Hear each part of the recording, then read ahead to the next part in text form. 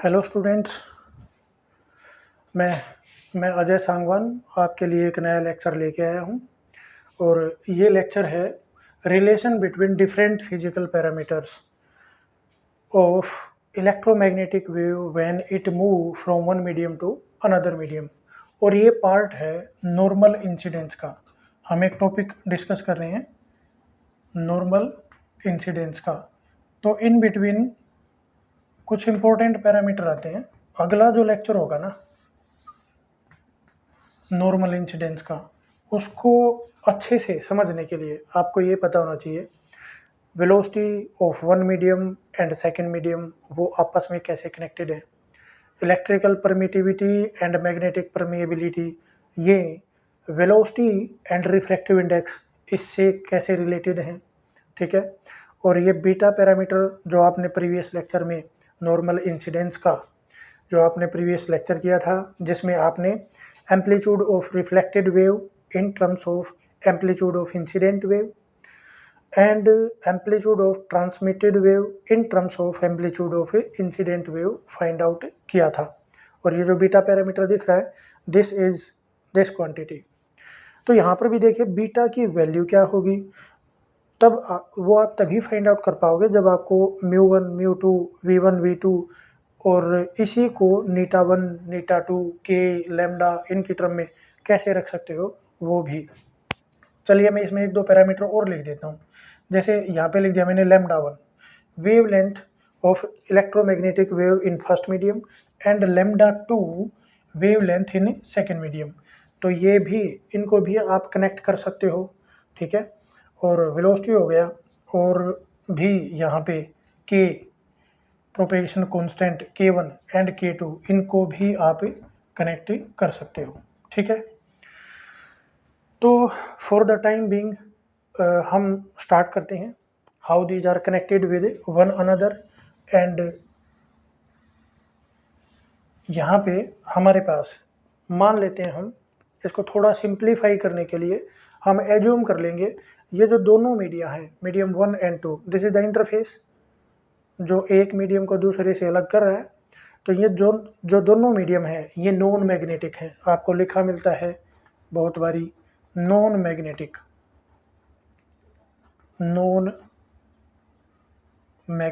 Word आता है।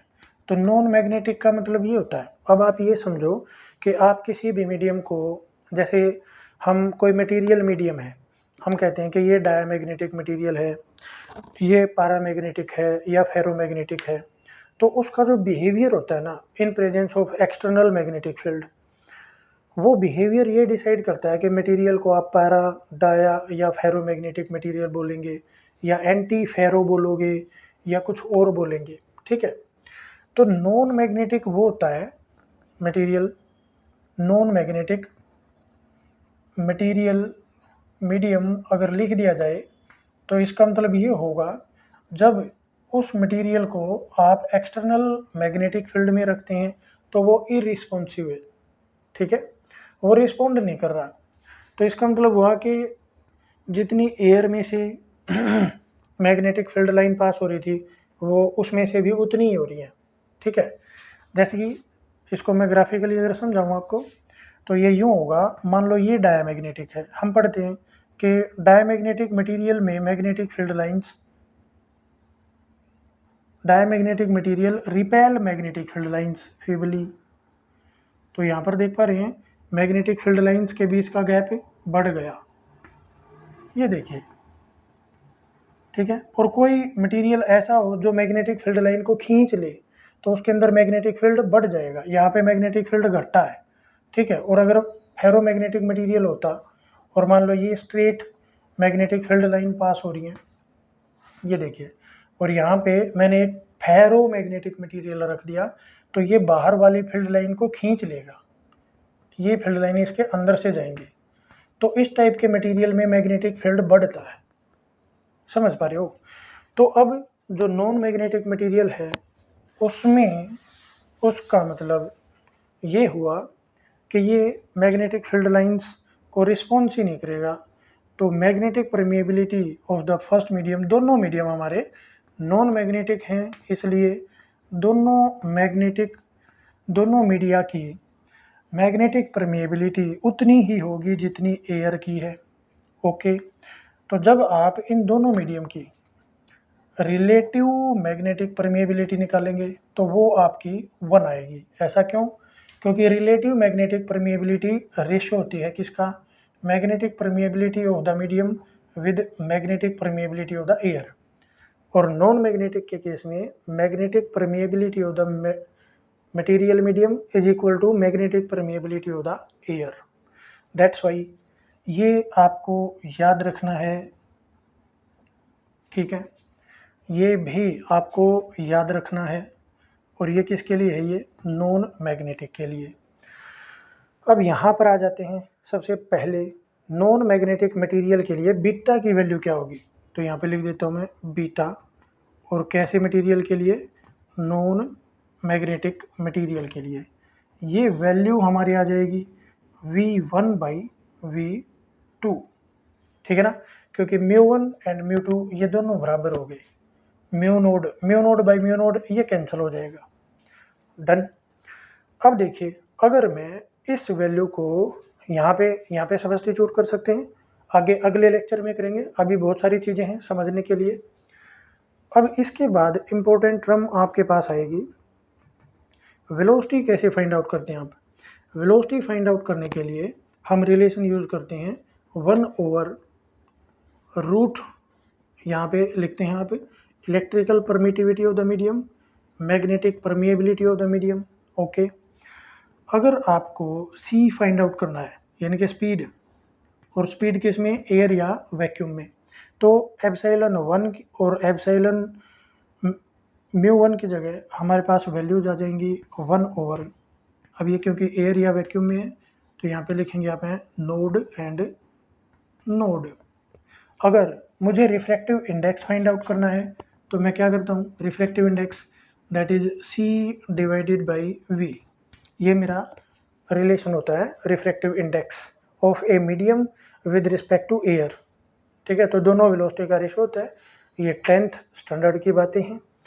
और अगर मैं C और V का रेशो करता हूँ तो मेरे पास ये पैरामीटर आ जाएंगे, ठीक है।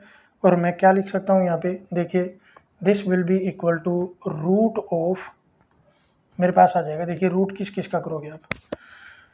ये इन्वर्स में है, रिलेशन इन्वर्स में है, तो C वाले में तो लिखेंगे आप यहाँ पे एप्सिलॉन नोड म्यू नोड, और V के ऊपर चले जाएंगे ε1 and mu, epsilon and mu, ठीक है, ऑफ द मीडियम।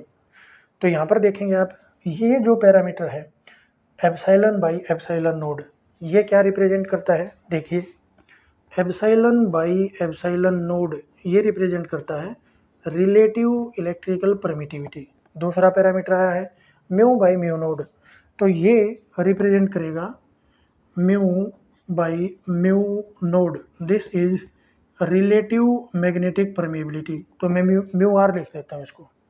तो इसी रिलेशन को मैं यूँ भी लिख सकता हूँ, नीटा of course this is equal to C/V and this is equal to root of εr into mu are.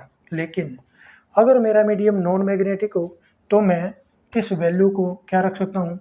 नीटा, कौन सा मीडियम है आपका? Non magnetic. तो नॉन मैग्नेटिक अगर मीडियम हो तो आप लिख सकते हैं एप्सिलॉन आर ओनली। क्यों? क्योंकि नॉन मैग्नेटिक मटेरियल के लिए म्यू आर की वैल्यू क्या होती है? 1 होती है। तो ये सारे रिलेशन यहाँ पर यूज होंगे, इनके बिना आप एक कदम आगे नहीं रख सकते, ठीक है। तो इतनी बातें करने के बाद हम आगे बढ़ते हैं। अब अगर आपको ये पता है कि अगर मुझे लैम्डा फाइंड आउट करना है, लैम्डा और वेलोसिटी इनको कनेक्ट करना है, तो मुझे पता होना चाहिए, और के भी आप यहाँ पे कनेक्ट कर सकते हैं। तो प्रोपेगेशन कांस्टेंट है जो के, दैट इज इक्वल टू, क्या लिखते हैं यहाँ पे दिस इज 2π/λ। ये भी रिलेशन होता है, ठीक है। अगर मैं इसको कनेक्ट करना चाहूँ नीटा से या वेलोसिटी से, तो मैं कैसे करूँगा? देखिए, अब इनके रिलेशन लिख के मैं छोड़ दूंगा।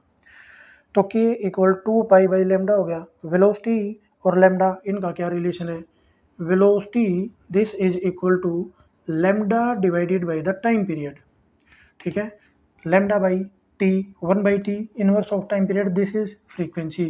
So velocity is equal to, I can write it like this, ठीक है।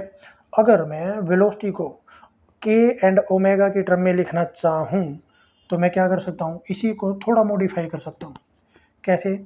अगर लैम्डा, देखिए मैं इसको लिख देता हूँ, velocity this is equal to lambda by 2 pi से मल्टीप्लाई कर दिया इनटू फ्रीक्वेंसी, 2 पाई से डिवाइड कर दिया, 2 पाई से मल्टीप्लाई कर दिया, तो ये क्या बन गया ओमेगा, और ये क्या बन गया के। तो अगर वेलोसिटी का ये भी रिलेशन हो सकता है, velocity this is equal to, velocity equal to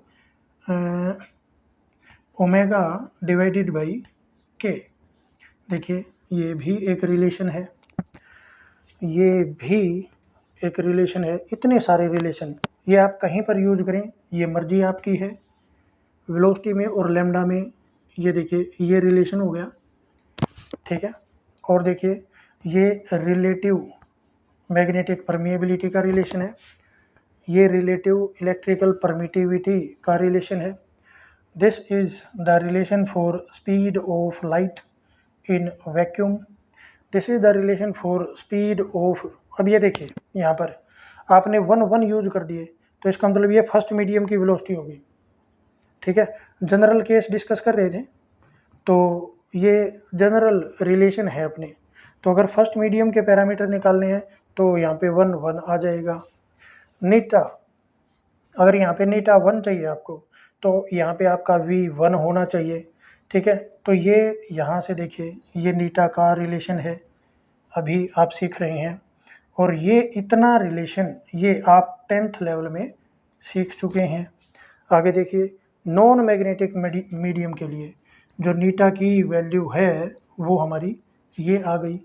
तो आई थिंक ये सारे पैरामीटर आपस में कनेक्टेड हैं, और आप ये जो एम्पलीट्यूड ऑफ रिफ्लेक्टेड वेव है, एम्पलीट्यूड ऑफ ट्रांसमिटेड वेव है, इनको आप वेरियस वेलोसिटी पैरामीटर्स हैं, लैम्डा हैं, के हैं, उनकी टर्म में आप इनको फाइंड आउट कर सकते हैं, ठीक है। तो ये इसको अभी इसका एंड करते हैं लेक्चर का। आई थिंक सारी चीज़ें हमने कनेक्ट करके देख ली हैं। अब जो अगला लेक्चर होगा उसमें हम क्या करेंगे, हम फाइंड आउट करेंगे इंटेंसिटी, ठीक है। तो इंटेंसिटी कैसे फाइंड आउट करते हैं, पहले इंटेंसिटी का डेरिवेशन करेंगे, फिर reflected wave, incident wave, transmitted wave, उनकी इंटेंसिटी निकालेंगे, फिर कोफिशिएंट ऑफ रिफ्लेक्शन निकालेंगे। चलिए ठीक है, thank you for watching the lecture, share these informative lectures and subscribe my channel. Thank you for watching the lecture.